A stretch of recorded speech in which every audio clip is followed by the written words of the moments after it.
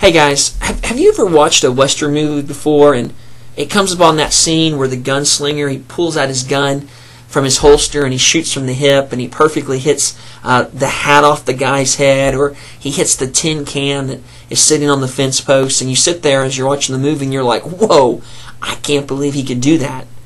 And then maybe you've tried it. You've gone out into a field and you've pulled out a gun, you tried to shoot from the hip, and it never works out the same way for you. I mean, why is that, right? I mean, if I were to put a hat on someone's head and I were to pull a gun out and pull the trigger, the last thing I'm going to hit is the hat on the head. Someone's going to get hurt. And the reason for that is because that's just not how it works in real life. Shooting from the hip will never get you the results that they show on the big screen, because you're just wildly aiming and you're hoping that you're going to hit what your target is. And you know what? Being in ministry as long as I have and doing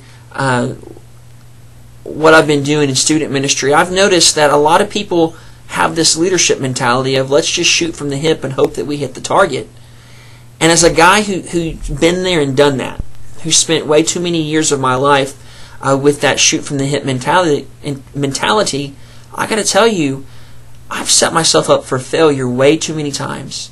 And I've done a horrible job of pointing the people that I've been leading in a direction because I can't even aim myself because I'm too busy hoping that the bullet's going to hit the target.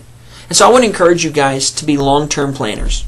I want to encourage you guys to be the guy that takes the gun out of the holster, aims carefully, squeezes the trigger slowly so that he does everything that he can humanly do to try to hit the target. And here's the problem, is that a lot of people who say, well, Joey, if I'm a 6-month planner, if I'm a 12-month planner, if I have a 3-year plan, there's zero room for the Spirit to move because I just want to live day to day. I want to live under the guidance of the Holy Spirit. And as I sit there and I think through those comments, I oftentimes think to myself, well, that's just not true.